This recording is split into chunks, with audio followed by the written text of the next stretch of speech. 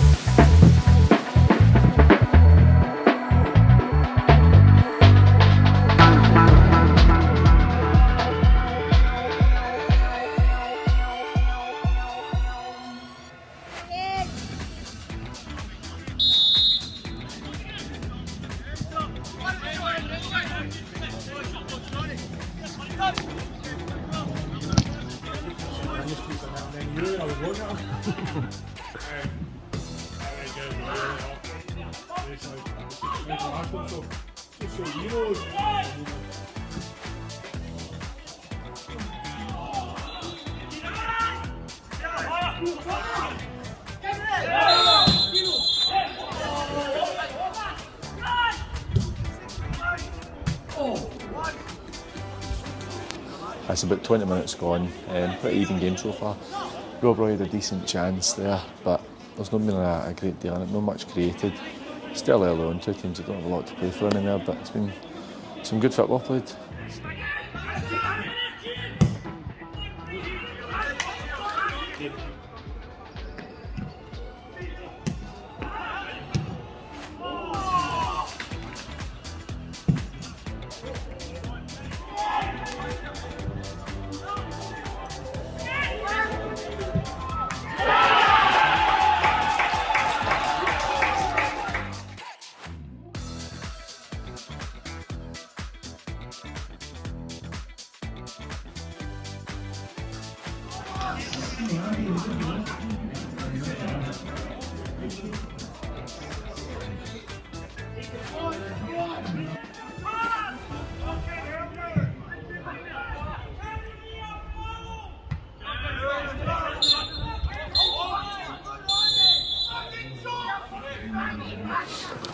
Well, we're joined by Sean Kenney.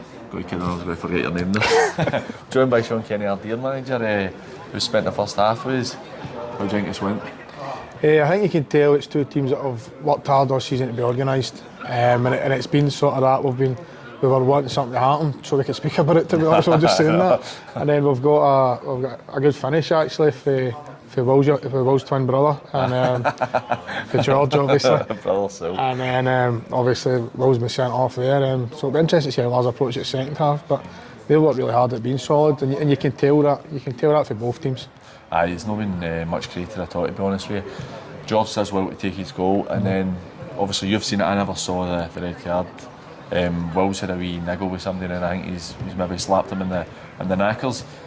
Silly family, but I imagine he'll be pretty pissed off with himself and that. He will be frustrated with himself. It's not like him.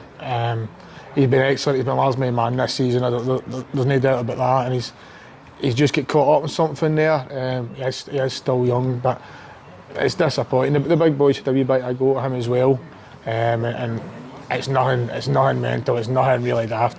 It's something that you maybe seen all the time 5 years ago, and we all done it. And you give somebody a wee grab or a wee something else. I don't know. But it's just nowadays you can't. He's been caught. It probably would have been banter a couple of years ago, and now it's known. See, to be fair, for us as neutrals watching it, and obviously hoping to see goals, that with Rob Roy being one down but a man up, makes the game a bit more interesting. What's going to be your prediction? Don't be Dak. Don't sit on the fence. No. Give me a prediction. Well, my prediction is Big Addy's going to be absolutely knackered this second half because he's going to need to do Will's running as well now up front for Largs. But Lars' game won't change too much. They maybe need to get a ball to Addy's feet, whereas usually they would go beyond that into for Will in behind. But Scott's one of the best at holding the ball up. So if they can do that and get the midfield free for Lars, they're all energy. They will get close to him. You've got George on the one side as well, who's doing well getting forward. But Rob Roy have got boys that can score as well, Ben Daly, things like that. There's goals in them. So it's going to be a major concentration for Lars. It's going to be a big shift. But they were really solid last week against Clydebank. They gave Clydebank nothing really. And that's how the last 5 games went for them. So, I don't think they'll be panicking too much. They'll have their plan. And I say it won't be too different from what they usually do. I don't think it'll be down to Rob Roy to break them down. But I say Lars have been quite happy playing that way the last wee while. What do you think the score's going to be? I think it might be 1 each. 1 each, I agree. And I don't want to sit the fence. We'll see how it goes then. Cheers, Sean. No problem.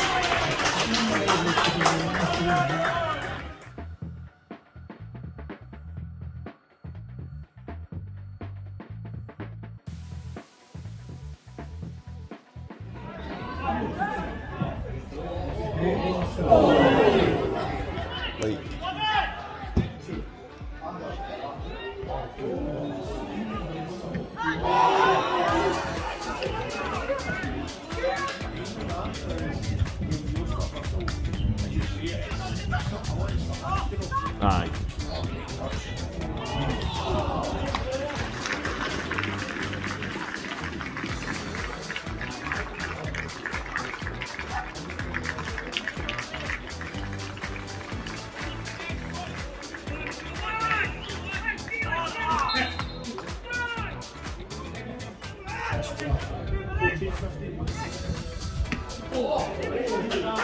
I were